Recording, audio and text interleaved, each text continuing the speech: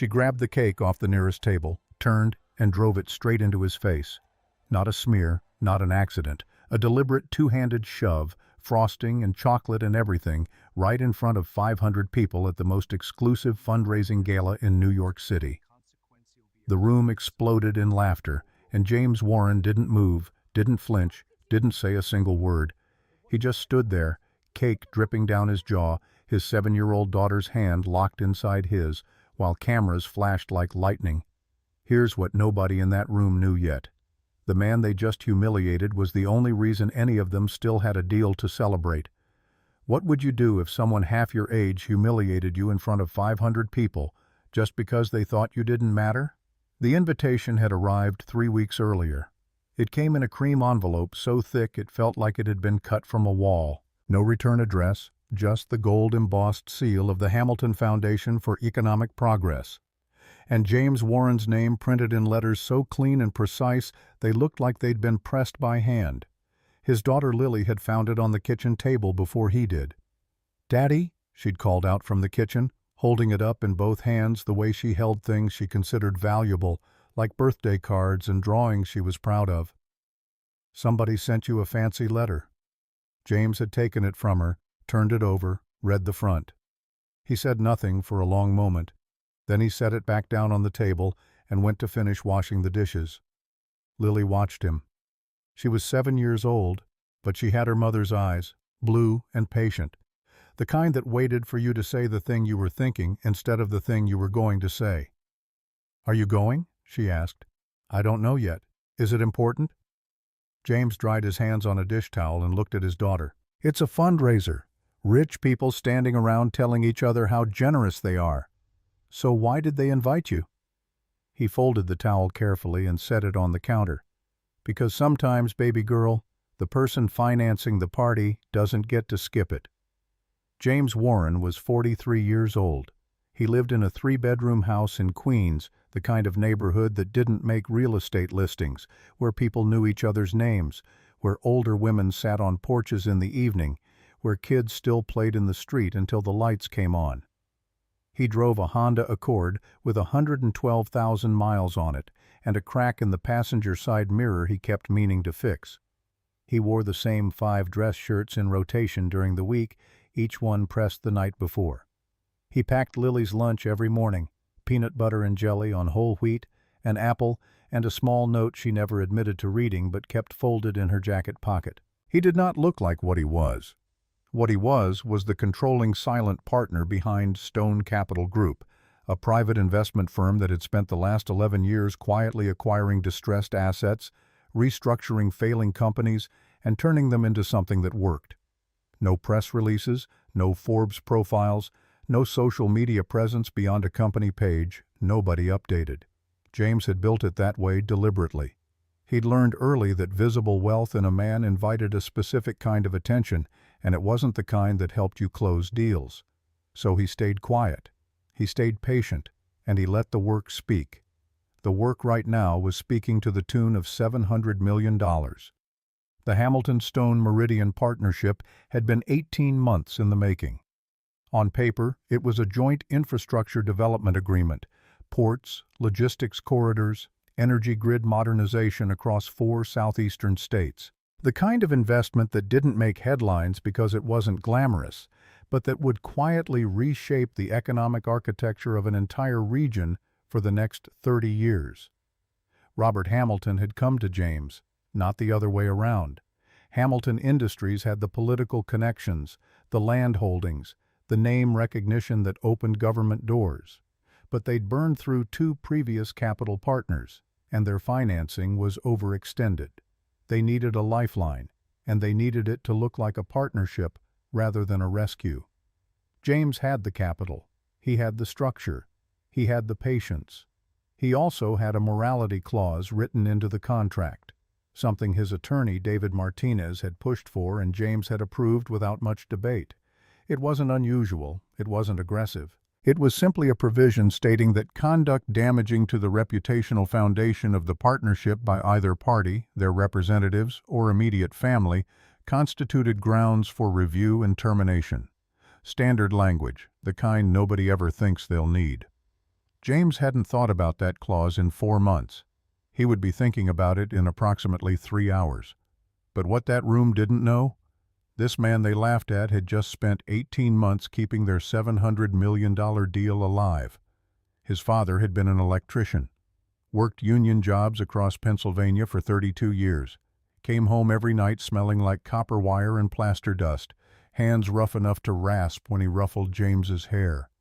His mother had been a nurse, pediatric ICU, 12-hour shifts, the kind of woman who could hold a dying child's hand and then come home and make dinner like the weight of the world wasn't sitting on her shoulders. They'd raised James in a 2-bedroom apartment outside Pittsburgh, taught him that dignity wasn't about what you had but about what you did with it, that work mattered more than talk, that the people who made the most noise were usually the ones with the least to say.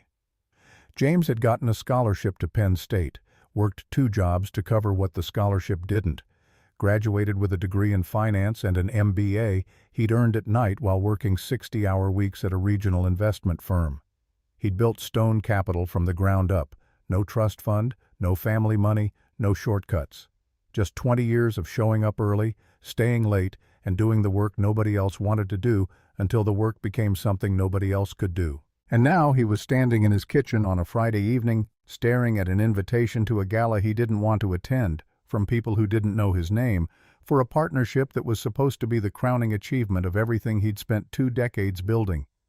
Lily was watching him with those blue eyes, waiting. "Are we going?" she asked. James looked at his daughter. She was 7 years old, blonde hair like her mother, same serious expression when she was thinking hard about something. Her mother had died when Lily was 4 months old. Breast cancer, aggressive, the kind that moved faster than anyone expected. Emily had been 31. James had stood at her hospital bedside in the last days and made a promise he'd never spoken aloud but had lived inside every day since. "She won't have less because you're gone. She'll have everything I can build." "We're going," he said. The Meridian Gala was held at the Harrove Grand in Midtown Manhattan, a venue so old and heavy with its own importance that even the air inside seemed to move differently. Slower, thicker, like it had absorbed generations of men deciding things over glasses of scotch. James arrived at 7:14. He was wearing a dark charcoal suit, well-fitted, good quality, but not the kind of suit that announced itself. No tie, a simple white shirt. Lily had picked the pocket square, a pale blue one she'd found in his drawer and held up, saying, "This one, Daddy, it matches my eyes." He'd pointed out gently that he did not, in fact, have blue eyes. She'd shrugged and said, "It matches mine," so he wore it. He held her hand as they walked through the main entrance. The Hamilton Foundation had approved his request to bring her. It was a Saturday, and his regular sitter was out of town. He hadn't asked twice. He hadn't explained himself. He'd sent one email, "I'll be bringing my daughter. Please confirm this is acceptable." They'd confirmed. The moment they stepped into the ballroom, James felt it. Not hostility, not exactly. Something quieter and more practiced than that. It was the particular way people in rooms like this handled the presence of someone who didn't quite fit the frame, a slight recalibration of attention, a momentary pause before the cocktail conversation resumed, a glance held half a second too long before looking away. He'd felt it before, many times. He knew how to wear it. He found their table, 7, near the back, and pulled out a chair for Lily, who immediately set her small purse on the table with great ceremony and looked around the room with wide-open curiosity. "There are so many flowers," she whispered. "There are," James agreed, "and that lady over there is wearing something that looks like it hurt to put on." James pressed his lips together to hold back a smile. "Don't stare." "I'm not staring. I'm observing." He looked at his daughter sideways. "Where did you hear that word?" "You." She folded her hands in her lap and sat up straight, the picture of composure. "You said it's what smart people do when they're in a new place." James looked at her, then he looked out across the room. "Yeah," he said quietly. "It is." He observed. He observed the way Robert Hamilton worked the room, the handshake that became a shoulder clasp, the laugh that was 3 decibels louder when a camera was nearby. the way his eyes tracked across the space like a man cataloging assets. He observed the way Hamilton's wife, Victoria, moved in a separate orbit, greeting, air-kissing, accepting compliments with the practiced deflection of someone who had been beautiful and powerful for so long it had become work. And he observed Madison Hamilton, 26 years old, Hamilton's only daughter. She'd been in 3 or 4 of the briefings James had attended over the past year, always on her phone, always somewhere between bored and contemptuous, as if the act of sitting in a conference room with people who weren't sufficiently interesting was a personal insult. She had her mother's bone structure and her father's instinct for reading a room, and unlike her father, she didn't bother hiding the fact that she was doing it. She spotted James at table 7 before the first course was served. He saw the moment she did, saw the slight tilt of her head, the slow appraisal. He'd seen that look before too, the look that was computing a person and coming up with a number it didn't think was worth much. He looked away. He helped Lily navigate the menu, explaining what amuse-bouche meant, answering her whispered question about why the forks were arranged in a specific order with more patience than most adults would have managed. He thought the evening would pass without incident. It was during the cocktail reception, 40 minutes in, that it started. James had stepped away from the table briefly to get Lily a glass of apple juice from the service bar. She'd been too polite to ask a waiter, and he'd told her you can always ask for things at a place like this. That's what they're here for. But she'd given him a look that suggested she wasn't entirely convinced yet. He was standing at the bar, waiting, when he heard her voice. "Excuse me, are you with the catering staff?" He turned. Madison Hamilton was standing approximately 4 feet away, a champagne flute in one hand, studying him with the expression of someone who had just noticed something mildly irritating on an otherwise pleasant evening. "No, ma'am," James said. She looked at his suit. "Then why are you standing there like you're waiting to take someone's order?" "I'm waiting to get a glass of apple juice for my daughter." Something shifted in her expression. Not quite embarrassment, not enough humility for that. More like recalibration, a slight narrowing. "Your daughter?" "She's 7. She doesn't drink champagne yet." Madison stared at him another beat. Then her mouth curved, not warmly. "Right. And you are?" "James Warren." The name didn't register. He watched her face for it, and it wasn't there. Just the same surface politeness people reached for when they didn't recognize someone but didn't want to admit it. "Madison Hamilton," she said, in the tone of someone accustomed to that introduction landing differently. "I know who you are," James said. The bartender set down the apple juice. James picked it up, gave Madison a single even nod, and walked back to his daughter. He should have recognized it as a warning. He did, actually. He filed it quietly in the part of his mind that tracked such things. The slight, the dismissal, the automatic assumption. He noted it. He set it aside. He sat back down across from Lily and watched her sip her apple juice with the solemn satisfaction of a diplomat who had successfully negotiated a treaty. He thought, just get through the evening. He did not get through the evening. Dinner was served. Speeches were given. James sat through 45 minutes of remarks about generosity, community, and economic leadership delivered by men whose personal wealth could have funded the initiatives they were describing 30 times over. He applauded at the appropriate moments. He answered briefly and politely when the couple seated next to him asked what he did: investments, private equity, mostly regional infrastructure, and he watched their interest evaporate in real time, replaced by the polite blankness people wore when the answer wasn't interesting enough to pursue. Lily ate her dinner with impressive focus and whispered observations. "That man keeps looking at his phone under the table," she informed him quietly. "People do that. It's rude." "It is. You told me it was rude." "I did." She considered this. "Do you ever do it?" "I try not to." She seemed satisfied with that answer and returned to her pasta. It was just after the dessert course arrived that Madison Hamilton made her way across the room. James saw her coming. She was moving with the particular ease of someone who understood that rooms like this bent to accommodate her trajectory. People stepping aside, conversations pausing, small social gravity. She was carrying a plate of cake in one hand, the gala's signature chocolate layer cake, a tall slice served on one of those decorative white plates with a gold rim. She stopped at his table. "Mr. Warren," she said. Her voice was light, conversational, like she was about to say something pleasant. "Miss Hamilton." She looked at Lily. "And this is your daughter?" "Lily," James said. Lily looked up. "Hi." Madison's smile widened. It didn't reach her eyes. "Isn't that sweet?" She looked back at James.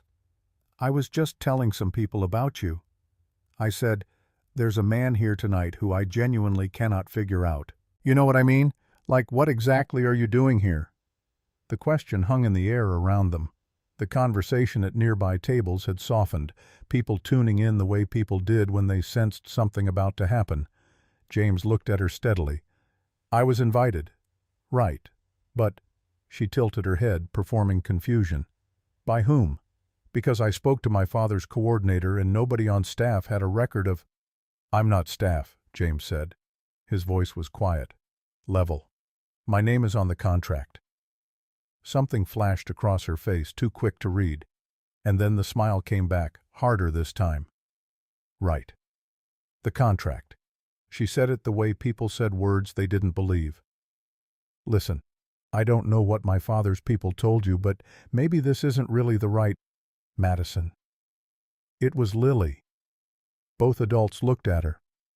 Lily was looking at Madison with the particular unguarded directness of a child who hadn't yet learned to perform neutrality.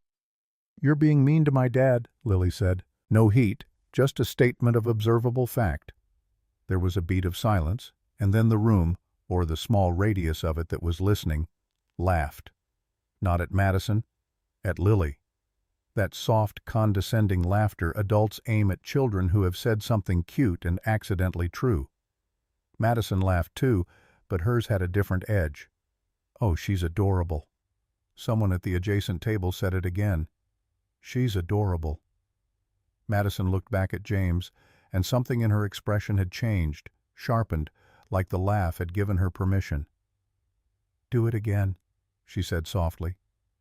"I'm sorry?" James frowned. "Correct me in front of everyone." "Do it again." Her smile was thin. "I dare you." James looked at her for a long moment. He looked at the plate in her hand. He looked at his daughter, who was now very still, reading the room the way her father had taught her to, quietly, carefully, understanding more than she was letting on. He looked back at Madison. "Miss Hamilton," he said quietly, "please put the plate down." She didn't. What she did instead, in one fluid, deliberate motion, in front of 500 people in full view of cameras that had been circling the room all evening, was drive the plate forward and push the cake directly into his face. Both hands. Full force.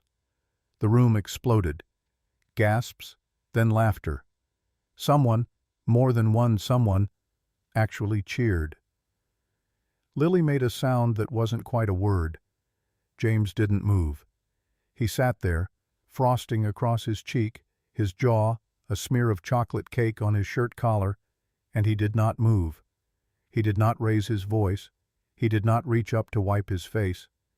He sat with his hands flat on the table, and he breathed slow and even, and he looked at nothing specific, just middle distance, like a man counting something internally, like a man making a decision.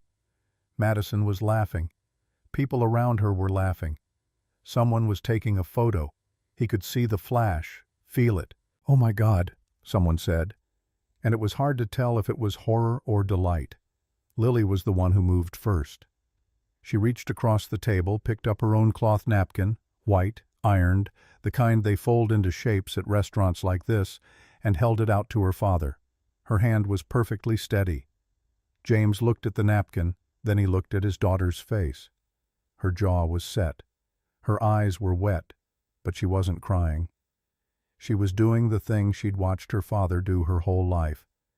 That thing where you hold the emotion in both hands so it doesn't spill. He took the napkin. He wiped his face slowly, methodically. He folded the napkin when he was done and set it on the table beside his plate. And then he looked up. Not at Madison, not at the cameras, not at the people who were still laughing or the ones who had gone quiet now, uncomfortable, as if the joke had lasted one beat too long. He looked at his daughter. "You okay?" he asked. Lily nodded once, sharp and quick. "Good girl." He stood up. He straightened his jacket. He looked around the room, not with anger, but with the particular focused attention of a man cataloging what he'd just witnessed. Then he did something nobody in the room expected. He asked for the microphone. A waiter nearby blinked. "I'm sorry?" "The microphone," James said. "For the podium. I need it." The waiter looked uncertain, looked toward the stage, looked back. "Sir, the program is—" "Please," James said. Just that. Quiet. Final. He looked across the room toward the small AV station near the stage, where a young man in a headset had been standing all night, watching events unfold with the wide-eyed energy of someone who would be telling this story for the rest of their life. The young man met his eyes, held them, and then, almost involuntarily it seemed, gave a small nod and reached for the wireless mic. The laughter in the room was still settling. People were still glancing at each other with that collective giddiness of having witnessed something transgressive and survived it. Nobody was ready. Madison was smiling at a woman beside her, touching her arm, still light, still riding the high of the room's approval. Robert Hamilton, across the ballroom, had gone still. He was watching his daughter. He was watching James. His expression was unreadable, but his stillness had a quality to it. The stillness of a man who understood that something had just shifted and was waiting to find out exactly how bad it was. The microphone reached James's hand. He stood at the edge of the small stage. He didn't climb up onto it. And he held the mic the way people held mics when they'd held one before. Naturally. Without adjusting it. Without clearing his throat. The room noticed. The laughter began to settle, replaced by curiosity, by the specific, uncertain silence of a crowd that had been expecting entertainment and was no longer sure what category of event it was attending. Madison turned. Her smile flickered.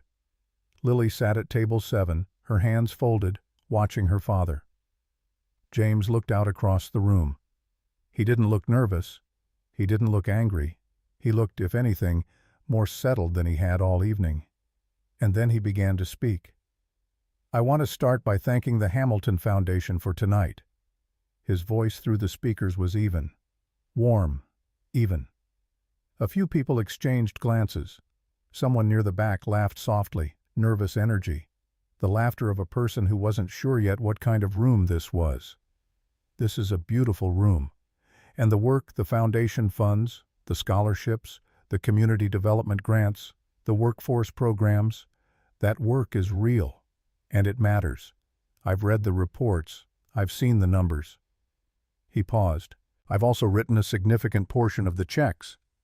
That landed differently than anything else he'd said. A shift in the room, not loud, but physical, like a change in air pressure. People who had been halfway tuned in were now fully present. Madison had stopped smiling. "My name is James Warren. For those of you who don't know me, and based on this evening, that appears to be most of you. I'm the managing partner of Stone Capital Group. We are the primary capital partner in the Meridian Infrastructure Initiative." He let that sentence settle. $700 million. 18 months of negotiation, due diligence, and structural planning. 4,200 jobs in 4 states over the next decade. Another pause. That project. This event tonight. The room was absolutely still now. "I came here because partnership requires presence, because when you put your name on something, you show up for it. That's something my father taught me, and his father before him, and I'm trying to teach my daughter." He glanced toward Lily briefly, just a flicker, and then back to the room. "She's 7. She came because I couldn't leave her at home, and because, honestly, I thought it would be good for her to see what people who do serious work look like when they're in the same room together." He paused. "I want to revise that." The quiet had texture now, dense and uncomfortable. What happened tonight? He didn't finish that sentence the way people expected. He didn't describe it. He didn't point. He simply looked in Madison's direction for exactly 1 second. Not with anger, not with performance, just with the steady acknowledgement of a fact. Then he looked back to the broader room. What happened tonight was a reflection not of me, but of this room, of what some people in this room believe about who belongs here and who doesn't. Robert Hamilton set down his glass. I've spent 20 years building something, not because I needed people like this to approve of it, but because the communities I came from needed someone to build it. And I did.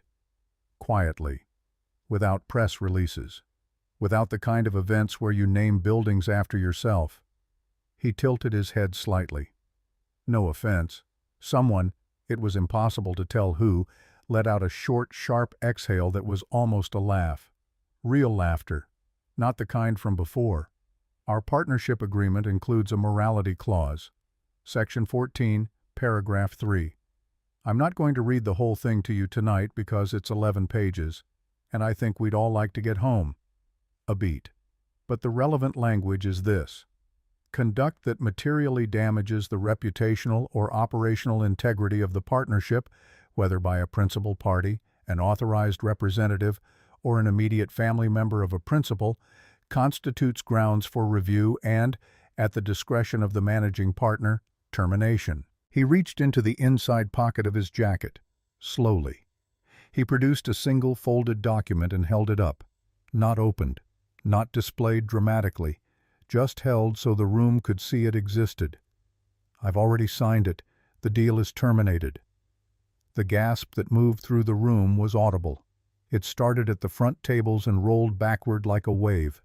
Phones came up, conversations fractured. Someone near the bar said, "Did he just," and didn't finish the sentence. Madison's face had gone the particular white of someone who had, in the space of 4 minutes, watched a situation invert completely. Robert Hamilton was already moving. His long stride crossed the ballroom with the controlled urgency of a man who was not going to run, not in public, not here, but was moving as fast as pride allowed. His face was tight, controlled, the face of a man who had been surprised before and knew how to manage it. Except this time, managing it meant crossing a room full of witnesses while his daughter stood 10 feet from the stage, holding an empty dessert plate. "James," Robert's voice was low and directed, private, even in a room full of people. "Let's take this." "Richard," James looked at him. "Calm. We're already here. This is not the place. You chose the place." James said it simply. "Not me." Hamilton stopped. His jaw worked once. He was a man who understood leverage, had built his entire career on understanding it, and he was watching leverage leave the building in real time, and there was nothing he could do about it that wouldn't make it worse. Whatever Madison did, Robert started. "I'm not angry," James said. His voice was quiet, final, like a door closing. Hamilton blinked. That was not what he expected. "I want to be clear about that." James was still holding the microphone, still speaking to the room as much as to the man in front of him. "I'm not angry. I'm not humiliated. I'm not standing here because I need an apology." He let that sit for exactly 1 breath. "I'm standing here because, in 20 years of doing business, I have never once let someone mistake my patience for permission." Silence. "You didn't embarrass me tonight." James looked at Madison, who was standing very still now, the empty plate still in both hands, her face unreadable. "You revealed yourselves." He handed the microphone back to the waiter standing nearby. He buttoned his jacket. He walked back to table 7 where Lily was sitting, straight-backed and composed in her chair, watching him come toward her with eyes that were doing something complicated, pride and sadness and relief all moving through them at once, the way weather moves through a clear sky. He picked up her small purse from the table and held it out to her. "Ready?" "Ready." He took her hand. They walked out of the Harrove Grand through 500 people who parted for them. Not because anyone organized it, but because something had shifted in the room's understanding of who James Warren was, and human instinct, even in people who had been laughing 10 minutes ago, recognized gravity when it moved. The last thing James heard before the doors closed behind them was the sound of Robert Hamilton's voice, sharp, tight, stripped of the social performance that usually coated it, saying, "Madison, what did you do?" The town car was waiting on 54th Street. Lily climbed in first and scooted to the far window. James got in beside her, and the door closed, and for a long moment neither of them spoke. The city moved past the window, lights, people, the ordinary late-night motion of Manhattan, and it felt very far from what had just happened. "Daddy." "Yeah." "Were you scared?" He thought about that. Really thought about it, the way he thought about questions Lily asked that deserved honest answers. "No," he said. "Not scared." "What then?" "Tired. The way you get tired of explaining something you shouldn't have to explain." She absorbed that. "Is the deal really over?" "Yes." "Was it a lot of money?" "It was." She was quiet, then looked at the city going past. "Are we going to be okay?" James looked at his daughter. He reached over and touched the back of her head once, gentle and brief, the way he'd done since she was small. "Baby girl, we are more than okay." She leaned against his arm. He let her. He stared out the window at the lights and felt the quiet settle around them and thought, round one. David Martinez called at 7:42 the next morning. James was already at his kitchen table with coffee and his laptop, Lily still asleep down the hall. He picked up on the second ring. "Tell me you didn't." "Morning, David." "James, tell me you did not terminate the Meridian deal at a charity gala in front of 500 people." "I did." A long pause, the sound of David breathing. David Martinez had been James's attorney for 11 years. He was 51, Puerto Rican, third-generation New Yorker, and the most technically precise legal mind James had ever worked with. He also had the particular exhaustion of a man who genuinely liked his client and spent a meaningful portion of his professional life watching that client make decisions that were correct but complicated. The clause is clean. You wrote it. I know I wrote it. I wrote it as a backstop, James, a nuclear option. You don't fire the nuclear option at a birthday party. It was a fundraiser. It was a 500-person, nationally attended, heavily photographed fundraiser. David's voice shifted to something careful. And now it's the top story on 3 financial news sites. The sound of typing. Investor pulls $700 million deal after alleged altercation at gala. Alleged altercation, James. They're already framing it. James set down his coffee. How are they framing it? How do you think? There's a video. I figured. It's not the full video. Someone cut together about 40 seconds. It starts with you standing over Madison. They cut the beginning, James. It starts after she pushed the cake. So all you see is you standing over a young woman who looks... He stopped, started again. There's no audio of what you said, just you standing there with the cake on your face, and then they jump cut to you on the stage. And the way it's edited, it looks like... I escalated. It looks like you went to the microphone after a confrontation with a young woman and publicly terminated a business deal as retaliation. And there are comments, James. A lot of comments. And the word aggressive appears in... I stopped counting at 30. James was quiet, staring at the surface of his coffee. Who posted it? Account created 4 days ago. Already verified, already amplified. It's coordinated, James. This isn't organic. Somebody had this ready. The word ready landed in James's chest with a specific cold weight because he was already thinking about the timeline. 3 weeks between the invitation and the event. The fact that Madison had spotted him early, had made contact twice, had built to a moment in front of cameras. The way Robert Hamilton had come across the room so quickly. Not surprised, James thought now. Staged. Pull everything. Every email, every communication from Hamilton's team in the last 60 days, the original invitation logs, the seating arrangement, event coordination records. You think this was planned? I think it didn't happen by accident. David was quiet. If you're right, If this was a setup, then the objective wasn't the cake, James. The cake was the trigger. The objective was the termination. They wanted you to pull the deal. Why? I don't know yet, but I'm going to find out. A pause. In the meantime, you need to stay off social media. You need to not respond to any press. And you need to tell me there's nothing in your company right now that someone could use against you. James thought about that for exactly 3 seconds too long. David caught it. James, there might be something. Tell me. 6 weeks ago, I noticed some inconsistencies in the internal communications between our project management team and Hamilton's infrastructure division. Numbers that didn't match. Reports that came through channels I didn't authorize. He paused. I was going to handle it quietly. I thought it was an administrative error. But it kept happening. And whoever was routing the information knew enough about our internal structure that it wasn't an accident. You have an insider. I think so. The silence on the line had a different quality now. Heavier. More focused. Okay. David shifted into the voice James recognized from actual crisis. Calm, sequential, precise. Here's what we're doing. I'm coming to you today. Bring me everything you have on those communications. I'm also going to contact our forensic accounting firm, because if there's an insider and they've been feeding information to Hamilton's people, there may be financial exposure we don't know about yet. And James, he stopped. Yeah. I need you to understand what you're looking at.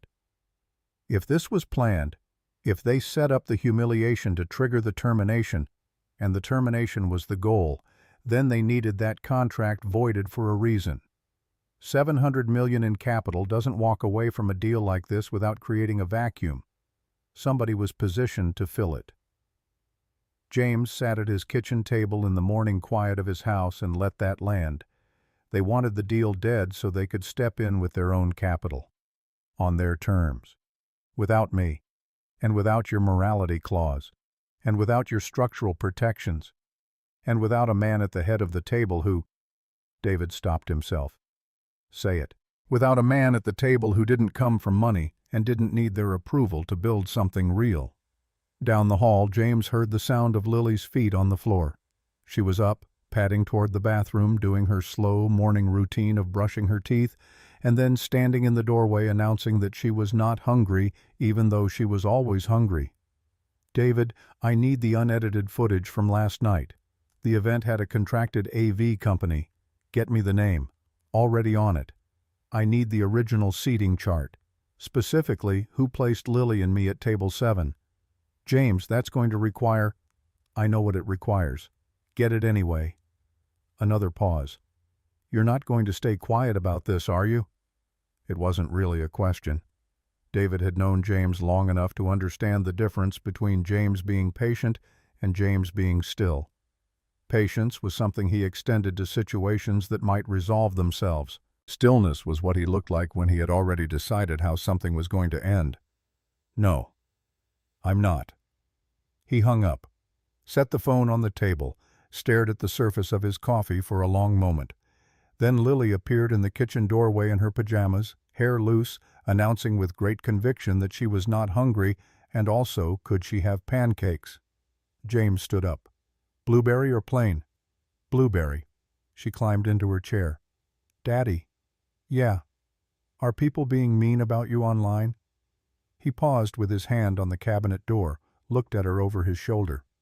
Who told you that? Nobody. I just figured. She folded her hands on the table. Because mean people usually try to keep being mean even after you leave. James looked at his daughter for a long moment. 7 years old. Her mother's eyes and her mother's instincts, and something that was entirely her own, a particular clear-eyed steadiness that could break his heart if he let it. Yeah, some people are. Are you going to fix it? He turned back to the cabinet, got out the mixing bowl. I'm going to fix it. Good. She nodded, satisfied, and picked up the small stuffed bear she'd carried to the kitchen and propped him against the fruit bowl. His name is Gerald now, by the way. I changed it. James got out the flour. He thought about David's words. They needed that contract voided for a reason. He thought about the insider. He thought about the edited video already spreading, already constructing a version of last night that would be believed by people who had no reason to question it. He thought about a room full of people who had watched a man get humiliated and laughed. He cracked an egg into the bowl. $700 million. 4,200 jobs.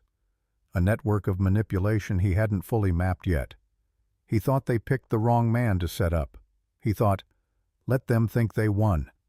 Not yet. Not even close. He made his daughter blueberry pancakes. He watched her eat them with the focused pleasure of a child who had decided she was not hungry and was now absolutely starving. He answered her questions about what forensic accounting meant when she heard him use the phrase on the phone. He drove her to her Saturday soccer practice and stood at the field for an hour in the same charcoal suit jacket, coffee in hand, watching her run. And the whole time in the back of his mind, clean and precise and completely without anger, he was building something. Not a response. Not a reaction. A case. David Martinez arrived at James's house at noon with a leather briefcase, 2 cups of coffee from the place on Amsterdam Avenue that James liked, and the particular expression of a man who had spent the morning uncovering things he wished he hadn't found. He sat across from James at the kitchen table. Lily was at soccer practice, wouldn't be back until 3, and he opened the briefcase and laid out 3 printed documents side by side without saying anything first. That was how David operated when the news was serious. He let you see it before he explained it because he believed people processed bad information better when they could look at it rather than just hear it. James looked. The first document was a communication log. Internal emails between Hamilton Industries Development Coordinator and someone identified in the routing data only as a secondary address inside Stone Capital Group's server architecture. The timestamps ran back 14 weeks. 14 weeks of quiet, steady information transfer. Project timelines, capital allocation schedules, internal risk assessments, things that should never have left James's building. The second document was a financial filing. A shell company registered in Delaware, 6 weeks old, capitalized with $40 million from a holding group that, when you traced it back through 2 layers of incorporation, connected to a name James recognized. Brendan Cole, a private equity operator out of Chicago who had been circling the southeastern infrastructure market for 3 years and had twice before lost competitive bids to Stone Capital Group. The third document was a screenshot. The manipulated video, already at 4 million views, with a comment section that James read for approximately 15 seconds before looking away. They'd taken the truth and edited it into a weapon. And 4 million people believed the lie. The insider. Who is it? David tapped the first document. The routing address traces to a machine registered to your project coordination team. The user logged in with valid credentials, which is why it didn't trigger any of your security flags. But the login times are irregular. Middle of the night, early morning, during periods when that person would not normally be working. He paused. I cross-referenced against your HR access logs. There are only 3 people on your team with administrative access to those files. Give me the names. Raymond Chen, your operations director. Sylvia Grant, senior project manager. And, David stopped for just a moment, Michael Torres, your deputy director. James sat back in his chair. Michael Torres had been with Stone Capital Group for 7 years. He'd come in as a junior analyst straight out of Wharton, hungry and sharp and almost irritatingly good at financial modeling. James had promoted him twice, had paid for his continued education, had 3 years ago stood as a reference when Michael applied for a mortgage on his first house. Michael. It wasn't a question. Not yet. I don't know for certain. But the access patterns align with his schedule. And, he reached into the briefcase and produced a 4th document, which he held before setting it down. He had lunch with a senior associate at Cole Capital 4 times in the last 2 months. Restaurant credit card records. Public information. James looked at the document. He looked at the name of the restaurant. A place in Midtown. Good food. The kind of place where you took meetings you didn't want to happen in an office. He looked at the dates. He was in my office 2 weeks ago. We talked about the Q4 projections for the Meridian build-out. I showed him the revised capital disbursement schedule. David said nothing. That schedule went to Hamilton's team the next day. I saw the acknowledgement email. I thought I'd sent it. You didn't send it. The kitchen was very quiet. The refrigerator hummed. Outside, a car passed slowly on the street. Okay. James's voice was level, the way it got when he was managing something large by keeping his hands very still around it. Don't contact Michael yet. Don't tip anything. I need him in place until I know the full shape of what they built. James, if we pull him now, Cole's people know we found the leak, and they move whatever they've already positioned. I need to see the whole board before I start taking pieces. He leaned forward. What's the Delaware company set up to do? David picked up the second document. Infrastructure investment and acquisition. Specifically, it's structured to absorb distressed partnership assets, meaning assets from a deal that's collapsed or been terminated. He looked at James over the paper. If the Meridian deal falls apart with enough public chaos around your name, the land rights, the permits, the preliminary construction agreements, all of that becomes available. Cole steps in, acquires it at a fraction of the original valuation, and builds the same project without you, using my 18 months of groundwork, using your 18 months of groundwork, and the political relationships you spent 3 years cultivating with the state development offices. He set the document down. This was never about a cake, James. The gala was just the mechanism. They needed something that would make you look dangerous and unstable in the same news cycle as the deal termination. Something that would give your board reason to question your judgment and give investors reason to hesitate. The video. It's working. I've already had 3 calls this morning. 2 from limited partners asking for clarification. 1 from a board member. He paused. Elliot Marsh. James closed his eyes for exactly 1 second. Elliot Marsh was the longest tenured member of his board, had been there since year 3, had guided James through 2 recessions and 1 near catastrophic financing gap in 2019. If Elliot was calling David instead of calling James directly, that meant something. What did Elliot say? He said, and I'm quoting, "I need to understand what happened at that event before this gets any further out of hand." David held James's gaze. He's not against you, but he's watching, and if the narrative keeps running the way it's running, you're going to have a board problem on top of everything else. James stood up. He walked to the window that looked out onto the backyard and stood there, hands in his pockets, looking at nothing in particular. He thought about the video. 4 million views. The comments he'd read for 15 seconds. Aggressive, threatening, out of control. Words arranged around an edited 40 seconds of footage that had surgically removed every piece of context. Madison with the cake, his daughter's steady hand, the folded napkin, the microphone asked for quietly, all of it gone. And in its place, a compressed image of a man standing over a young woman in a ballroom full of witnesses. He knew how these things spread. He knew the architecture of a coordinated narrative, the way it moved faster than truth, the way it accumulated in people's minds before the correction could catch up. He'd watched it happen to other people. He'd sat across tables from men who'd been consumed by exactly this kind of machine and come out the other side diminished in ways they couldn't fully explain. He was not going to let that happen. He turned back to David. I need the unedited AV footage, working on it. The event company is cooperating. They're not interested in being connected to what looks increasingly like a deliberate setup. Their lawyer called me this morning, actually. Proactively. They want to provide the full footage before anyone subpoenas it. Smart of them. Very. The full record runs approximately 4 hours. It's clean. Multiple camera angles. Full audio. David allowed himself a brief, tight smile. Including the cocktail reception. Including the bar area. Including approximately 8 minutes of Madison Hamilton's interaction with you, in full context, with sound. James felt something shift in his chest. Not relief exactly. More like the sensation of a door opening that had been locked. When do we have it? Tonight. Encrypted transfer. Chain of custody documented. David closed his briefcase.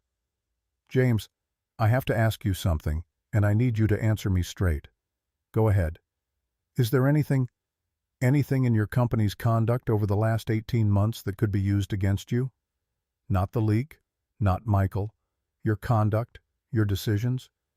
Anything that, if someone looked hard enough, could be characterized as improper? James looked at his attorney steadily. No. You're sure? David, I've been running clean for 20 years because I always assumed someone was looking, because I knew that the margin for error I was allowed was smaller than anyone else in the rooms I worked in. He paused. I've never needed that to be different. I built it to survive exactly this. David held his gaze for a long moment. Then he nodded once, the nod of a man who believed what he was hearing and was grateful for it. Okay, then here's what we do.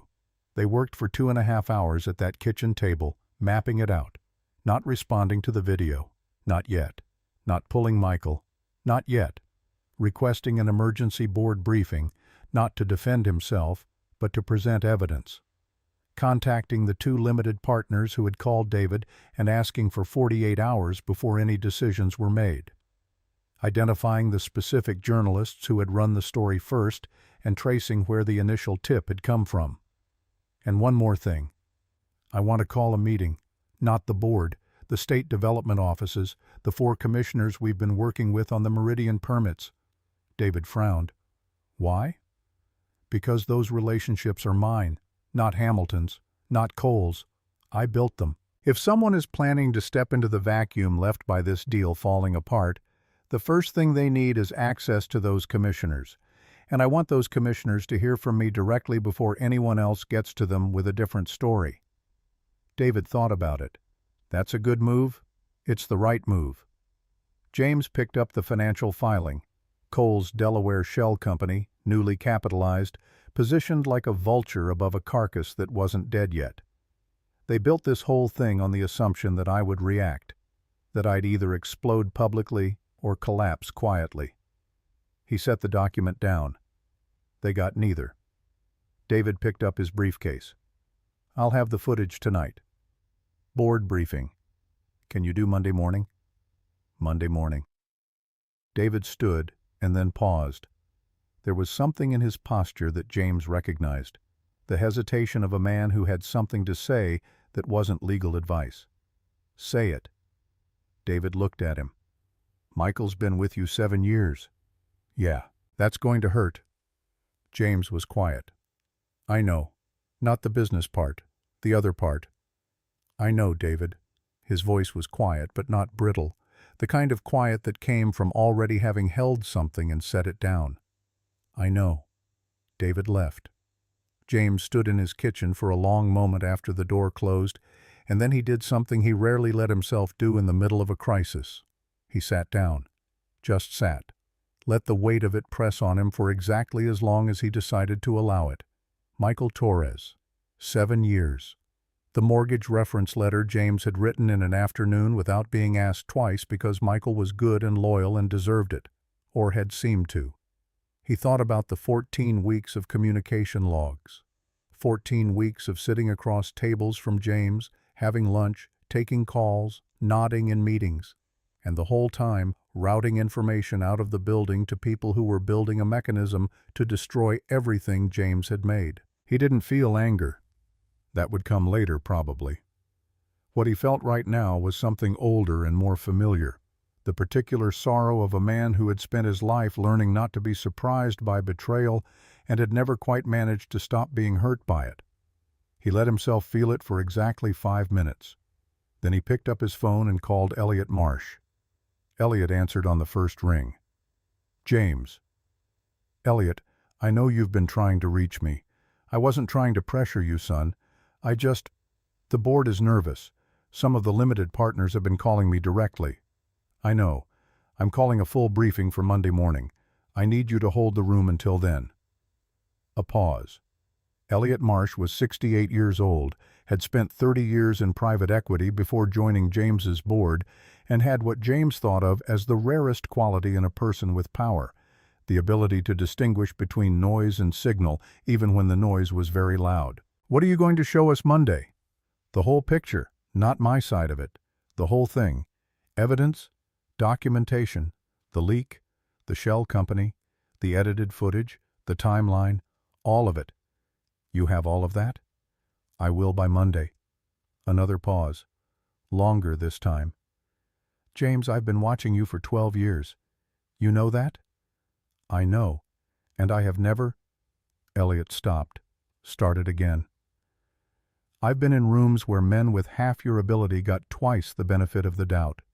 And I want you to know that I see that. I've always seen that. I know that. I've always known that. And I want you to know that I'm in that room Monday, regardless of what anyone else decides between now and then. James pressed his lips together, looked at the ceiling. Thank you, Elliot. Don't thank me. Just bring the evidence. A brief pause, and then in a different register, quieter, more personal. How's your daughter? She's at soccer practice. She made pancakes this morning. She made them? She supervised extensively. Elliot made a sound that was the closest thing to a laugh James had heard all day. She's going to be something, that girl. She already is. He hung up. He sat at the table and pulled Michael Torres's personnel file from the digital records on his laptop. 7 years of performance reviews, all of them excellent. A photo from the company's 5th anniversary dinner. Michael in the back row, grinning, slightly blurry the way people in the back row of photos always are. James looked at the photo. Then he opened a new document and began building a timeline. He worked methodically, the way he always worked. Not fast, but with the kind of complete focus that made fast unnecessary. He mapped every point of contact between Michael's access logs and the communication leaks. He noted the 4 restaurant meetings with Cole's associate. He pulled the capital disbursement schedule that had been accessed 2 weeks ago and traced its path out of the company's server to a secondary address that he now knew with certainty was Michael's. At 2:47, his phone rang. He didn't recognize the number. He almost didn't answer. He answered. Mr. Warren. A woman's voice. Formal, clipped, professional. My name is Sandra Hayes. I'm a senior producer at the Herald Financial Network. I'd like to give you an opportunity to respond to the story that's been circulating about the Meridian Gala. We're running a segment Monday morning. I appreciate that. We have footage from Saturday evening, our own, independent of what's been posted online. And it tells a somewhat different story. James was very still. What kind of different story? A more complete one. Sandra's voice shifted. Mr. Warren, I've been covering corporate finance for 19 years. I know what a coordinated narrative attack looks like. And I know when I'm looking at a man who built something real and someone trying to take it. A brief pause. I'd like to give you an hour before we run anything so you can see what we have and decide whether you want to add to it. How did you get footage? One of our contributors was at the gala as a personal guest. Not covering it. Just there. With a phone. And the instinct of someone who's been in this business long enough to know when they're watching something that matters. Another pause. Your daughter held out that napkin, Mr. Warren. With both hands. And she didn't shake once. The breath James took in was slow and quiet and entirely controlled, but it was the deepest breath he'd taken in 36 hours. Monday morning. What time do you need me? 7. Before the market opens. I'll be there. He hung up. He sat in his kitchen. Outside, somewhere down the block, a dog was barking at something. The refrigerator hummed. The afternoon light moved across the table slowly, the way it did in late March, long and low and particular to this hour. He thought about Sandra Hayes's voice. Your daughter held out that napkin, with both hands, and she didn't shake once. He thought about Lily at table 7 in her good dress, reading the room the way he'd taught her, holding her composure the way nobody that small should have had to, extending her arm across a table in a room full of laughter and offering her father the one thing she had. He put his hand flat on the table. He thought, they don't know what they started, not even close. At 3:05, his phone buzzed with a text from a number he hadn't heard from in 8 months. He looked at the name, set the phone face down for exactly 10 seconds, then picked it up and read it again. The text was 4 words. I know what happened. It was from Catherine Hamilton, formerly Catherine Hamilton. Robert Hamilton's estranged sister. James stared at the name on his screen for a long moment. The refrigerator hummed. The afternoon light moved. Somewhere down the hall the front door opened. Lily back from soccer, cleats clacking on the hardwood, already announcing loudly that she was starving, and also that she had scored a goal, and also that Gerald the bear had missed her. James set the phone on the table. He would deal with Catherine Hamilton. He would deal with Michael. He would deal with Cole and his Delaware Shell Company and the edited video and Elliot's board and Sandra Hayes's Monday morning segment and Robert Hamilton and all of it. All of it. But first he got up and went to the front hall, where his daughter was wrestling with the Velcro strap on her left cleat, cheeks flushed from cold air and running, hair falling out of her ponytail, entirely ordinary and entirely perfect. "Tell me about the goal." She looked up. Her face broke open the way it only did when she was about to tell a story she was proud of.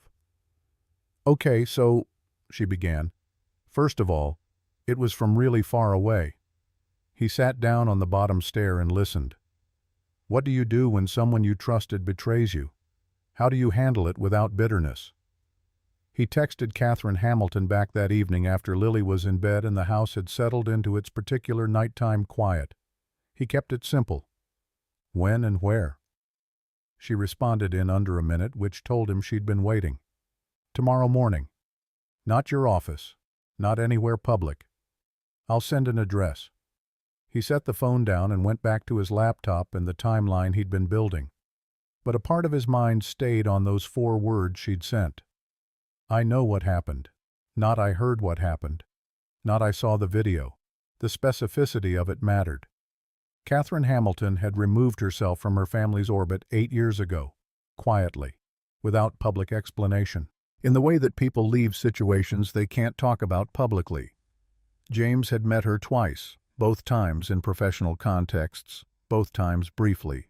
She was sharp, careful, the kind of person who did not make contact lightly. He thought about what she might know, and then he thought about why she would choose now, specifically now, to reach out. Either she had been watching for a long time and had decided the moment had arrived, or something in the last 36 hours had pushed her past a threshold she'd been standing at for a while. Either way, she had information he didn't have, and right now, information was everything. He worked until midnight. Then he closed the laptop and went to check on Lily. She was asleep on her side, one arm around Gerald the bear, her breathing slow and even. He stood in the doorway, the way he had stood in doorways since she was small. Not doing anything, just being present, just letting the fact of her settle over him the way it always did, like the specific weight of something irreplaceable. He thought, everything I'm about to do, I'm doing for her too. Then he went to bed. He slept 4 hours, clean and without dreaming. He was up at 5. The address Catherine sent was a coffee shop in Harlem, a small place on a side street that opened early for the neighborhood regulars, construction workers, hospital staff, people who started their day before the city caught up. It was the kind of place that had no aesthetic ambition and excellent coffee and exactly zero interest in whoever you were. James arrived first and took a table in the back. Catherine arrived 7 minutes later. She was in her mid-50s, tall, with her brother's jawline softened by something more considered in her expression. Robert Hamilton wore his features like armor. Catherine wore hers like something she'd made peace with. She was dressed simply, no jewelry. She sat down across from James, put both hands flat on the table, and looked at him with the directness of someone who had decided on the way over that there was no version of this conversation worth having if it wasn't honest. "Before I say anything, I want you to know that I've been trying to find the right moment to do this for 3 years. And I'm sorry it took something like Saturday to make me move. What do you know? I know that my brother has been working with Brendan Cole for 14 months. I know that the plan was always to get you out of the Meridian deal and bring Cole in as the replacement capital partner. I know that the morality clause in your contract was identified as the mechanism 8 months ago." She paused. "And I know that Madison didn't come up with Saturday night on her own." James kept his expression even. "Her father told her to do it. Her father told her to create a situation. He didn't specify the cake. That was Madison's contribution. Something moved across her face that wasn't quite disgust, something older and heavier than both. My niece has spent her whole life learning that consequences are for other people. Robert built that in her, and then he pointed her at you. Why are you telling me this? Catherine looked at him steadily. Because I left that family because of exactly this. Because of what they do to people who are in their way. Because I watched Robert do it to 3 people before you, and 2 of them didn't recover. She folded her hands. And because you have a little girl who had to sit at that table and watch her father get humiliated by people who planned it in advance, and I'm done being quiet about what this family does. James looked at her for a long moment. Are you willing to put what you know on the record? Yes. There will be consequences for you. I've been preparing for consequences for 3 years. She reached into her bag and placed a USB drive on the table between them. I have documentation, James, emails, financial records, meeting notes I kept because I knew this day was coming. I'm not walking in here with words. I'm walking in here with a file. James looked at it. He didn't pick it up immediately. He looked at Catherine Hamilton, the woman formerly known as Catherine Hamilton, who had spent 8 years in the careful, deliberate project of separating herself from people who had shaped her, and who was sitting across from him in a coffee shop in Harlem at 7 in the morning, with her hands flat on the table and her jaw set, and something in her eyes that he recognized because he had seen it in the mirror more times than he could count. The look of a person who had been patient long enough. He picked up the drive. Thank you. She nodded once. Destroy them. It wasn't dramatic. It was quiet and clear and entirely sincere. That's not what I do. James met her eyes. I'm going to expose them, completely and permanently, in a room full of people who can't look away from it. And then I'm going to build something that makes everything they tried to take irrelevant. He paused. That's what I do. Catherine Hamilton studied him. Then, for the first time since she'd sat down, something in her face loosened. Just slightly. Just enough. Okay. Then do that. He called David from the car. I have new material. Significant. Tell me. 14 months of coordination between Robert Hamilton and Cole. Pre-planned use of the morality clause. Evidence that the gala setup was deliberate. He paused. And a witness. David was quiet for exactly 3 seconds. James, if this holds up, it'll hold up. Verify it anyway. This goes beyond civil exposure. David's voice was careful now. Coordinated corporate fraud, deliberate reputational attack to manipulate a contract. We're talking about potential securities violations. We need to be talking to a white-collar criminal attorney, not just me. I know. I already have someone in mind. Patricia Huang. Have you worked with her? A brief pause. I've worked opposite her twice. She's the best in the city, and she's going to cost you. Set the meeting. He hung up. He drove back through the city, which was fully awake now, the Sunday morning version of itself. Quieter, but present. People walking dogs and buying coffee and moving through their ordinary lives with the comfortable unawareness of people who had no idea that somewhere in the architecture of corporate power that sat above their city, something significant was collapsing. He thought about Michael Torres the whole way home. He thought about it with the same methodical focus he brought to everything, because letting himself feel it fully while he was still driving in traffic was a luxury he couldn't afford yet. He noted it. He held it carefully. He set it aside. When he got home, Lily was already up at the kitchen table with a bowl of cereal and a library book she had been reading for 2 weeks and refused to tell him the title of because she wanted him to read it after her, and she didn't want to bias him with prior knowledge. She looked up when he came in. You were out early, had a meeting. On Sunday? Some things don't wait for Monday. She considered this with the expression she wore when she was filing information for later use. Is it about the stuff from Saturday? Yes. Are you winning? He took off his jacket and hung it on the back of a chair. I'm building toward winning. What's the difference? Winning too early just means you stopped before it was done. He sat down across from her. You want to win when the whole picture is visible, not just the part you can see. Lily looked at him over her cereal spoon. Gerald says that sounds stressful. Tell Gerald I appreciate his concern." She nodded solemnly and returned to her book. James poured himself coffee and sat with it, and the ordinary Sunday kitchen quiet pressed around him, and he let it. These small stretches of normal, they were the thing he was protecting, not the money, not the reputation. This, his daughter reading a book she wouldn't tell him the title of. This table, this coffee, this particular unremarkable Sunday morning. He was not going to let anyone take this. Michael Torres called him at 2 that afternoon. James had been half expecting it, had been watching his phone since the morning with the awareness that Michael, who was smart enough to have done what he'd done, was probably smart enough to be monitoring the situation and feeling the temperature change. The call came from Michael's personal cell, not his work line, which told James that Michael had already decided this was not a professional conversation. He let it ring 3 times. Then he answered. "Michael, James." A pause. Michael's voice had the particular quality of a person who had rehearsed something and was now not sure they remembered it. "I just wanted to... I heard about the gala. I wanted to check in." "That's considerate of you." Another pause. Longer. "How are you doing?" "I'm good." Evenly. Warmly even. The tone of a man who had no idea about anything. "It's been a busy couple of days." Yeah. I saw the video online. It looked..." Michael stopped. "Is there anything I can do?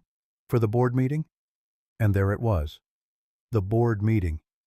Information Michael should not have had yet. David had communicated the Monday briefing only to Elliot Marsh by private message 2 hours ago. "Where did you hear about a board meeting?"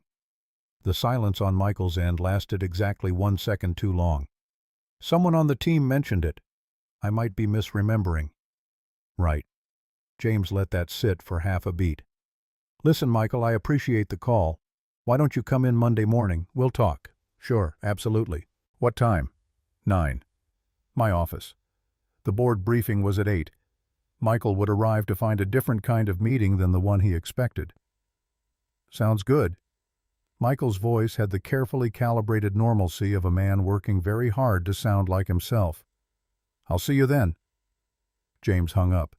He sat with the phone in his hand for a moment. Then he texted David. "Michael's confirmed. He has a source inside the board communication. Move the briefing prep to a sealed channel." David's response came back in under a minute. "Done. Also, Patricia Huang is available. Tomorrow, 6 a.m., her office." James looked at his daughter across the kitchen, still reading her book, one leg folded under her on the chair, entirely absorbed, entirely unaware of the conversation he'd just had. He thought about 7 years of trust and what it cost to build it and what it meant that someone had decided it was worth less than whatever Cole had offered. He texted back. Confirmed, 6 a.m. Then he put the phone face down and watched his daughter turn a page. Patricia Huang's office was on the 43rd floor of a building on Lexington Avenue, and it had the particular stillness of a place where serious work happened quietly. She was 60 years old, Chinese-American, with the kind of precision in her speech that came from 3 decades of saying exactly what she meant in rooms where every word had consequences.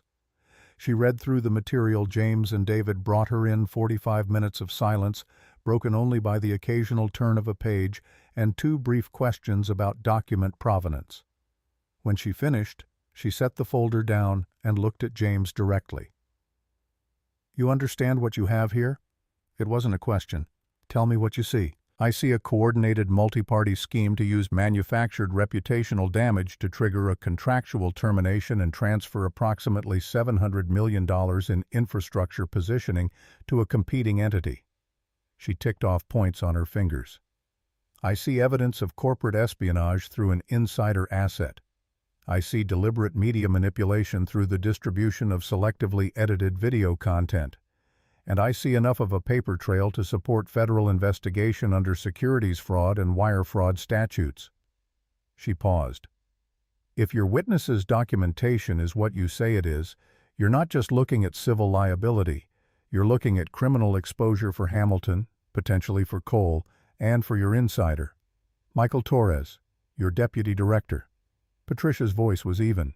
His cooperation would be valuable. "I'm not suggesting you offer it. That's a prosecutorial decision. But I want you to understand that when this opens up formally, the federal investigators will approach him independently. Whatever loyalty he thinks he owes to whoever turned him, it will not survive that conversation." James looked at her. "What's your timeline?" "I need 72 hours to build the formal complaint. In the meantime," she looked at David, "the board meeting Monday morning. You need to walk into that room with everything we have so far. Not the criminal case. Not yet. That's not the board's jurisdiction. But the evidence of the conspiracy, the insider, the coordinated attack. You need to give those people a complete picture before the story on the outside solidifies into something that becomes the default truth." Sandra Hayes. David leaned forward. "Herald Financial Network. She has independent footage, and she's running a segment Monday morning before the market opens." Patricia looked at James. "Did you grant an interview?" "Not an interview. She's running the segment regardless. She called to offer me a response before she did. I said yes." "Good. That segment is going to matter. The board will see it before they walk into your briefing, which means they're already going to be operating with a more complete picture than they had yesterday." She folded her hands. "The narrative fight is happening on two tracks right now, public and institutional. You're behind on the public track.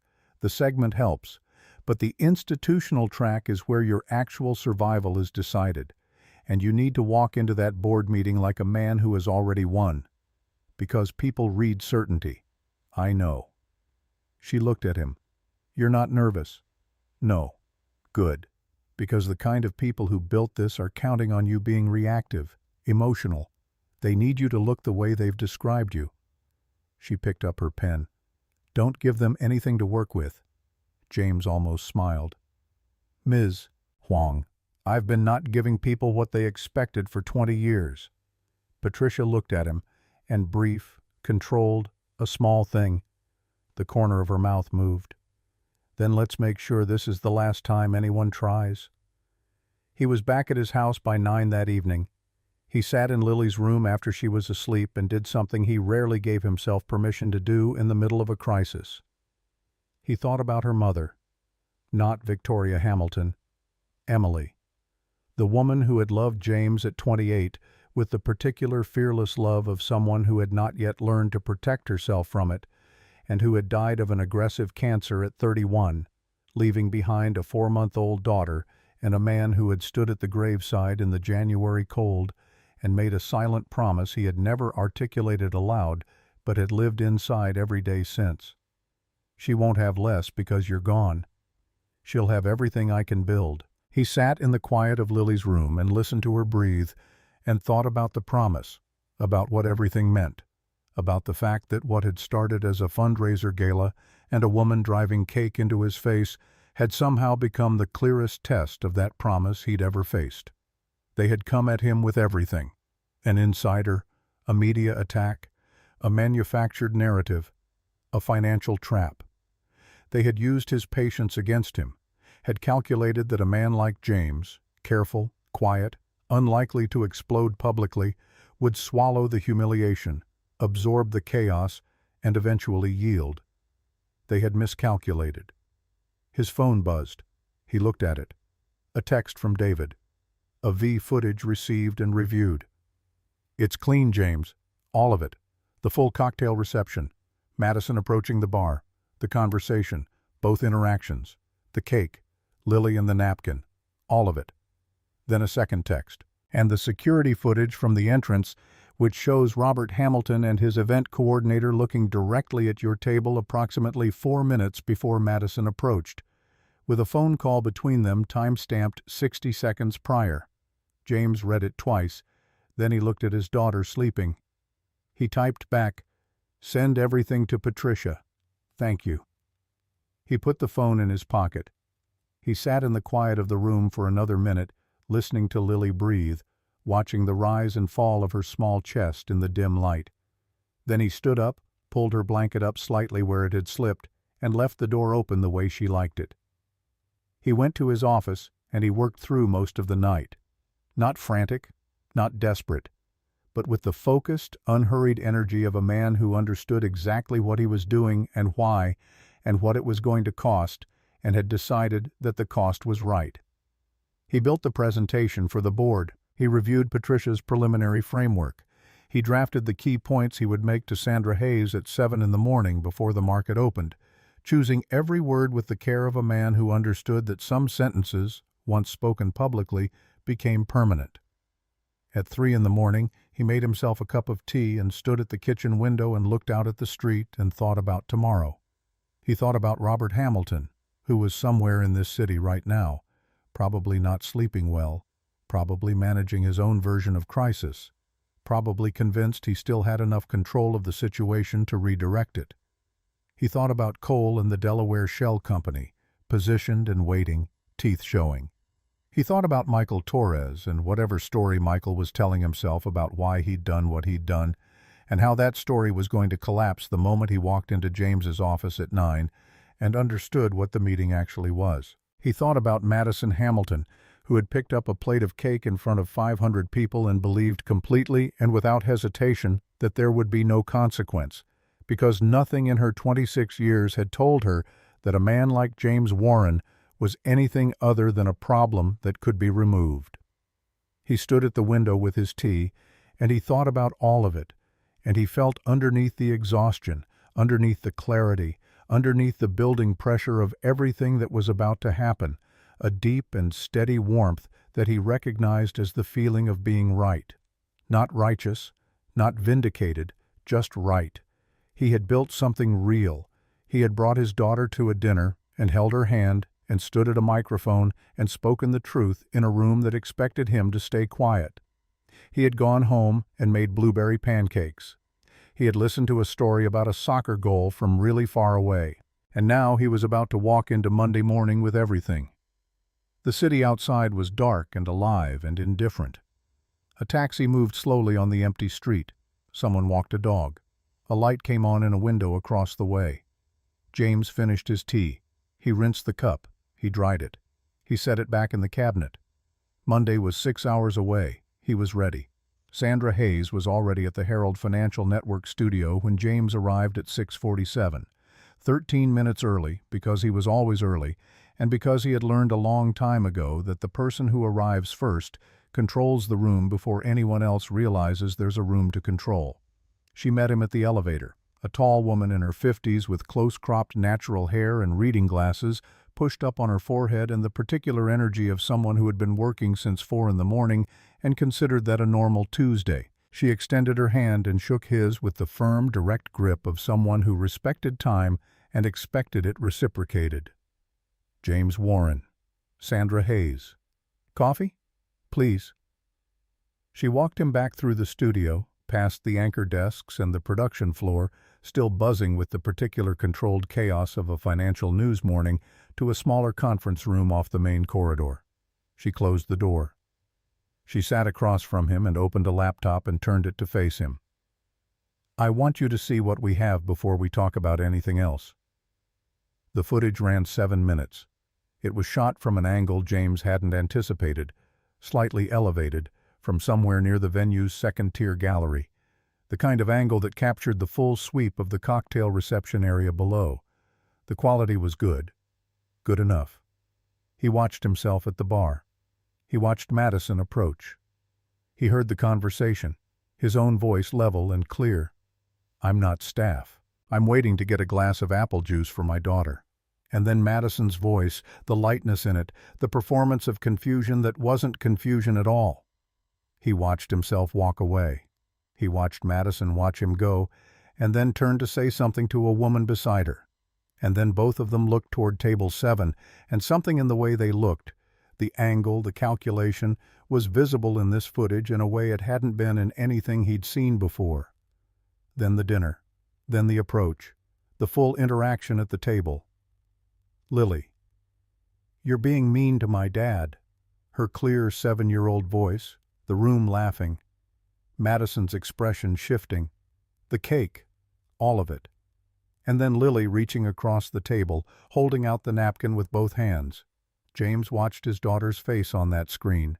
that still, set jaw, those eyes doing the work of holding everything in, and he felt something move through him that he simply breathed through and let pass. Sandra closed the laptop. The woman who shot it was a college friend of mine. She called me Saturday night at midnight. She said, "I think I just watched something that's going to matter, and I think someone is going to try to make it into something it wasn't." She folded her hands. She was right on both counts. What are you running with it? The full context, the timeline, the edited video that's been circulating side by side with the actual footage. We're framing it as a story about media manipulation and corporate conflict. She paused. But James, I want more than the footage. I want you to talk. About what? The moment. Your daughter. What was going through your mind when you stood up and asked for that microphone? James was quiet. He looked at the closed laptop. He thought about what it meant to let that into the public record. Not the corporate story, but the human one. He'd spent 20 years keeping those two things separate, and there was wisdom in that separation. And there was also, he now understood, a cost. If I talk about my daughter, I need to know she's protected. Her name, her image, already handled. She will not be identified. The footage we use will be edited to protect her. You have my word and our legal team's written guarantee. She leaned forward slightly. But James, the story of a man who stood in that room and didn't break, and whose 7-year-old daughter extended a napkin with steady hands, that story is going to travel. And it's going to travel in a way that makes the other story, the edited one, look like what it is. A lie told by people who needed a specific version of you to exist. James thought about it for exactly as long as it deserved. Then he said, "Ask me what you need to ask." She asked. He answered.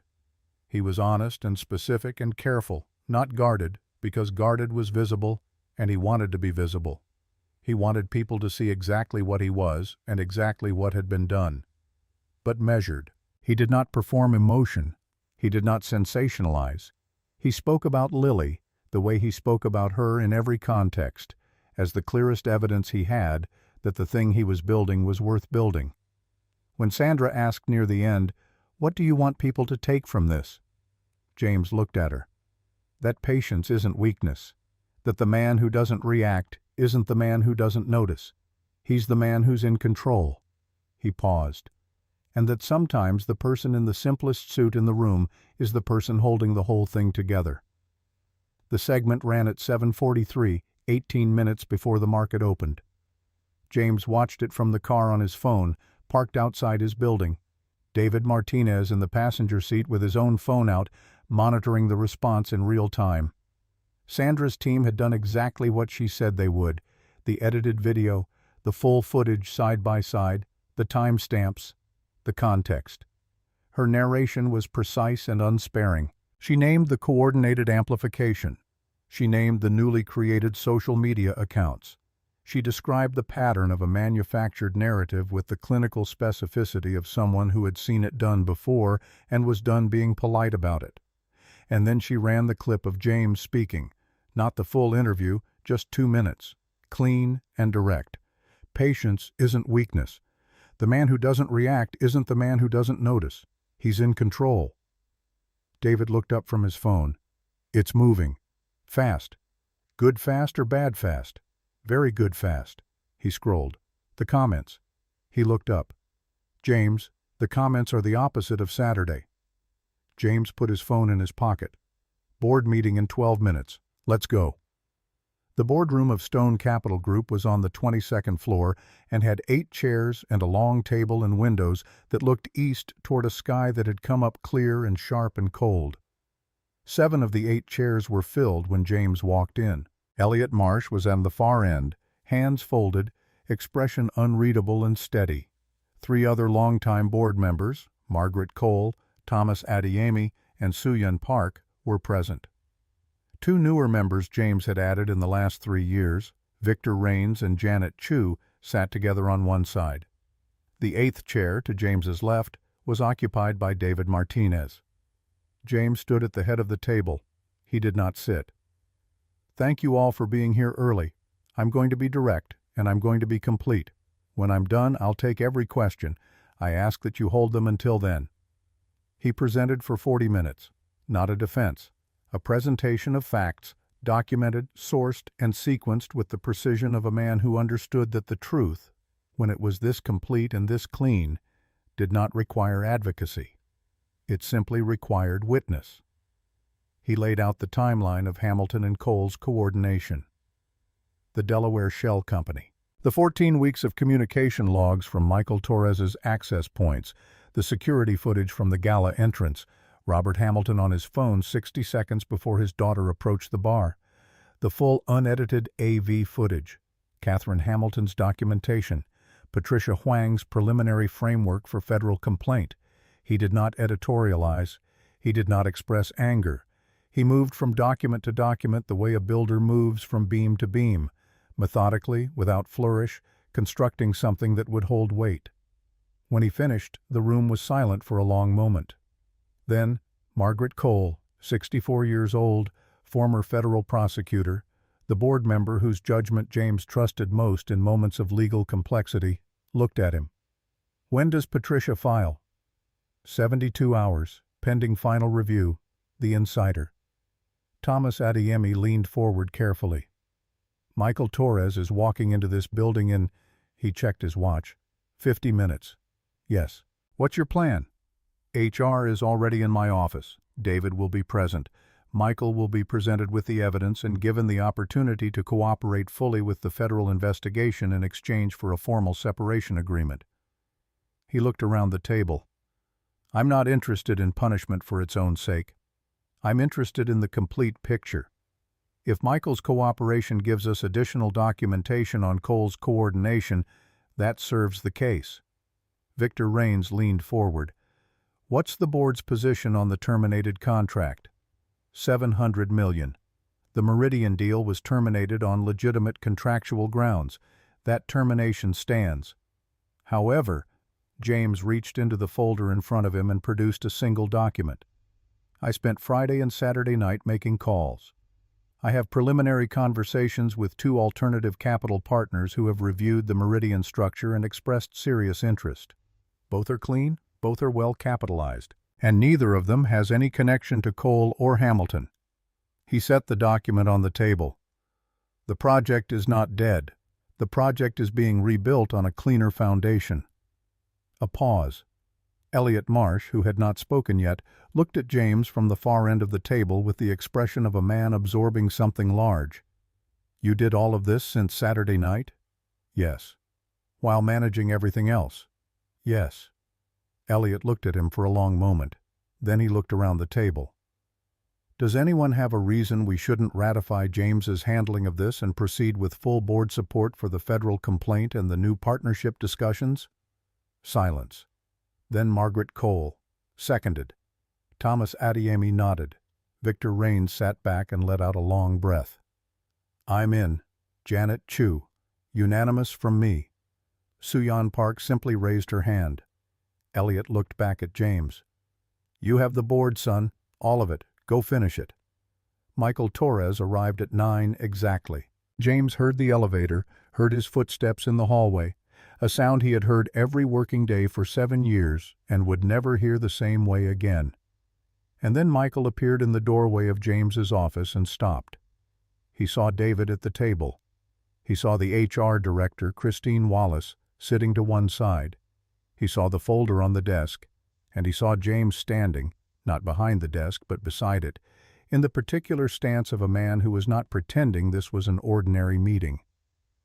Michael's face went through several things in rapid succession. Recognition, calculation, something that might have been the beginning of a prepared explanation, and then underneath all of that, something more exposed, the face of a man who had been carrying something heavy for a long time and was exhausted by it. He came into the room.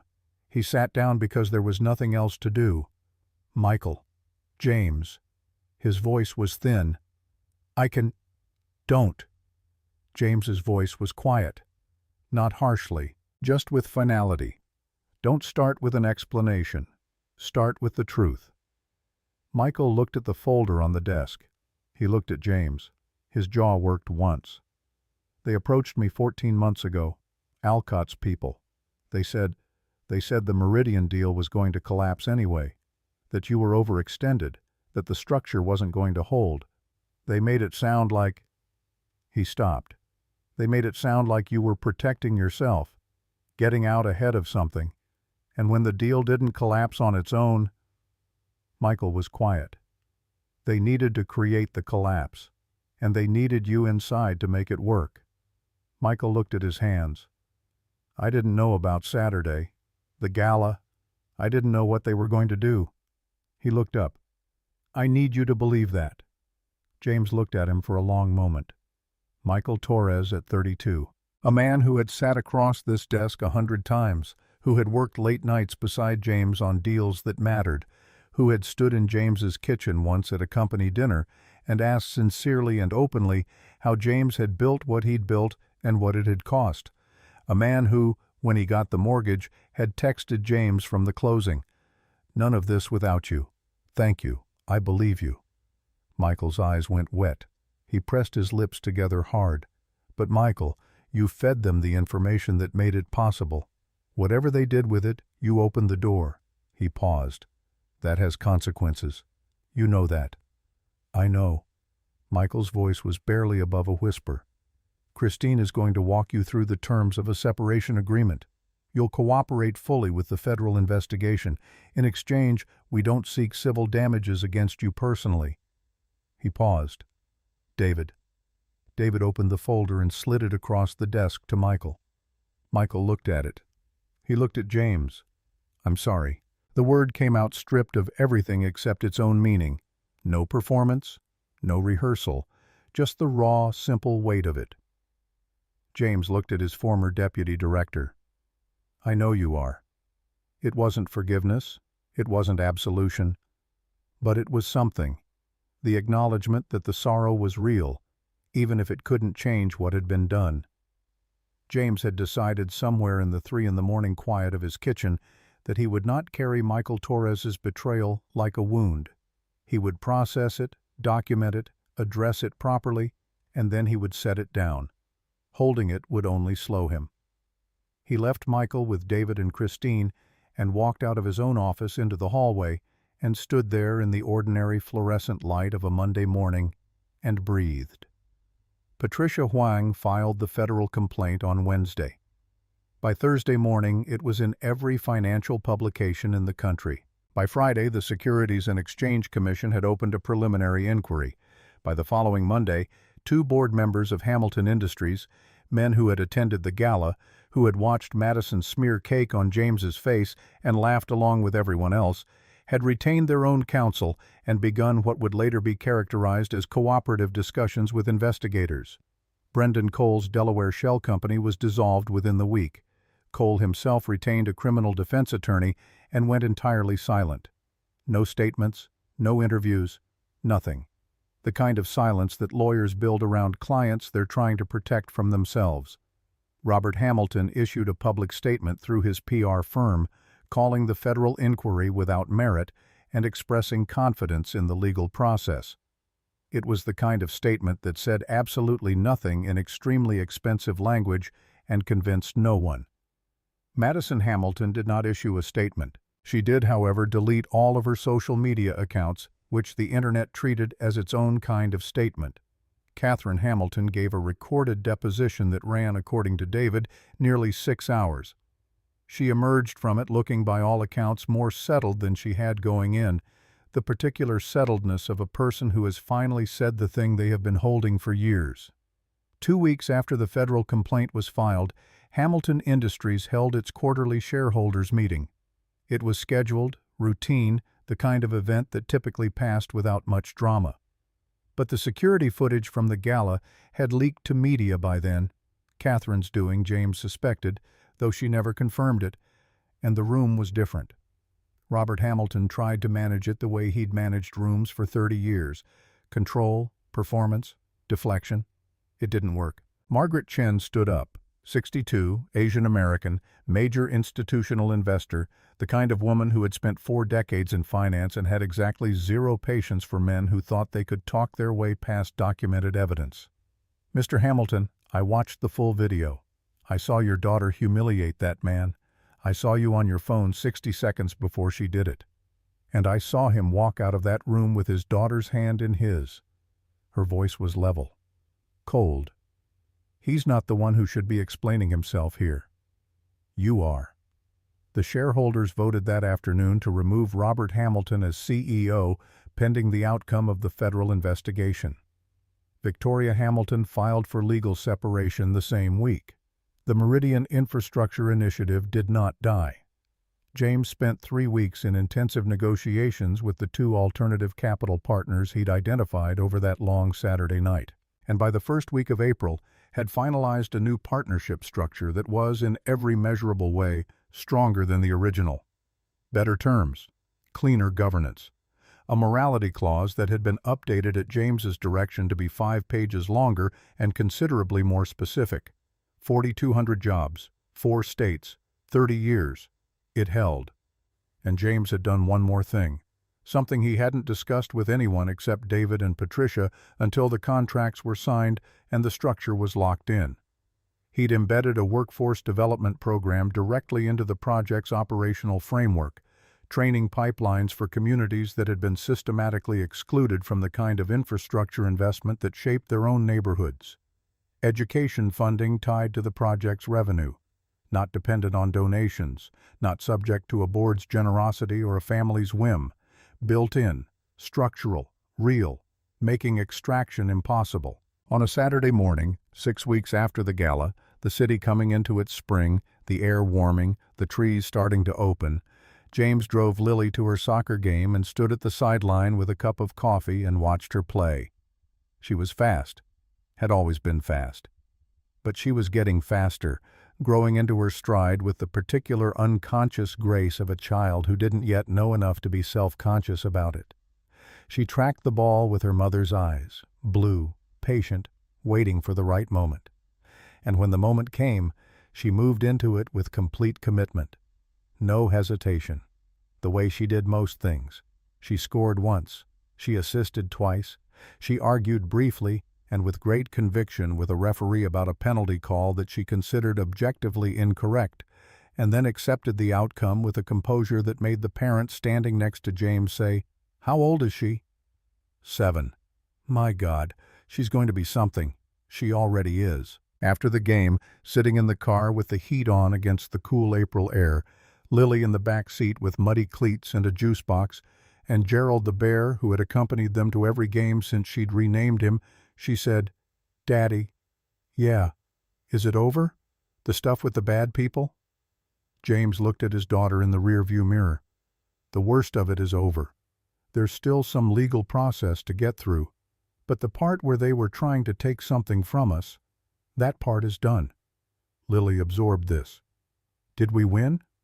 "Yes, we won." She nodded, satisfied, and took a long pull of her juice box. "Then, what are we going to do with the win?" James looked at her. "What do you mean?" "I mean, in my book, when the character wins, they have to decide what to do after. Because winning isn't the ending. It's like the beginning of the next part." She tilted her head. "What's the next part for us?" James looked at his daughter. 7 years old, juice box in hand, cleats still dirty, bare in her lap, asking him with complete seriousness about the architecture of what came after victory. Her mother's eyes, her own mind, something James had put in her, maybe the belief that what you do after matters as much as what you do during. He thought about the announcement he had been planning, the one his communications team had been preparing for the last 3 weeks, the one he had not spoken about publicly, had not leaked, had not let anyone outside his core team know the shape of yet. The next part is building something that lasts longer than any of what just happened, something that makes what they tried to do, take, extract, erase, irrelevant. Not because we beat them, but because what we build makes the taking impossible. Lily looked at him through the rearview mirror. She considered this with the seriousness she brought to most things. Then she said, "Can I help?" "When you're older." "How much older?" "Some." She accepted this with a small nod and returned to her juice box. Then, Gerald wants to help too. Gerald can help when he's older too. He's 11, in bear years. James looked at his daughter in the mirror, and something in him loosened, just slightly, just enough, the way it always did when she reminded him that the world she inhabited was larger and stranger and more hopeful than the one he spent most of his time navigating. She looked out the window at the April street going past. People walking, trees just beginning to open, the city in the particular brief, irreplaceable condition of a spring morning, and she hummed something low to herself, content, already thinking about something else. James drove. He thought about everything that had happened in the 6 weeks since a young woman had picked up a plate in front of 500 people and decided with complete confidence that there would be no consequence. He thought about the room full of people who had laughed. He thought about the edited video and the 4 million views and the word aggressive appearing 30 times in a comment section built on a lie. He thought about Michael Torres and his worn-out apology and the 6-hour deposition of a woman who had spent 8 years waiting to tell the truth. He thought about Elliot Marsh saying, "You have the board, son," in a voice that had the weight of something longer than professional loyalty. He thought about Patricia Huang at her desk on the 43rd floor, building a case that would take the better part of 2 years to work through the federal system and would, at the end of that process, be as complete and as documented and as undeniable as anything he had ever built. He thought about Lily reaching across a table in a ballroom full of laughter, holding out a white napkin with both hands, her arm perfectly steady. He thought about what it meant to build something that lasted. Not the money, not the deals, the thing underneath. The foundation that made you still standing when people who had tried to remove you were no longer relevant enough to be worth discussing. He had been building that foundation for 20 years. In the quiet, without press releases, in neighborhoods that didn't make real estate listings, in a house on a block where people knew each other's names. He had built it in the absence of approval and in the presence of doubt, and in the particular sustained discipline of a man who understood that the work was the point, and the work was its own protection, and the work, in the end, was the only thing that couldn't be edited. They had come at him with everything, and he was still here, still building, still standing, still driving his daughter home from soccer on a Saturday morning in April, with a juice box and a bear and a question about what comes after winning. He was still here, and everything they had tried to take was still his, stronger now than before, built on a foundation they had tested and could not break. And the man in the simple suit had never once stopped being exactly who he was. That was the win. That had always been the win. This story makes you think, doesn't it? How many times do we judge someone by how they look, where they sit, what they drive, instead of who they actually are? And what does it cost us when we get it wrong? Have you been in James's position? Not $700 million maybe, but a moment where someone looked at you and decided you didn't belong, and you proved them wrong not with anger but with who you are?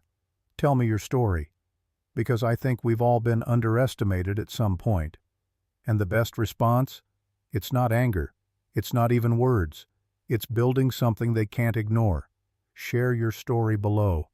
And if this moved you, send it to someone who needs to hear it today.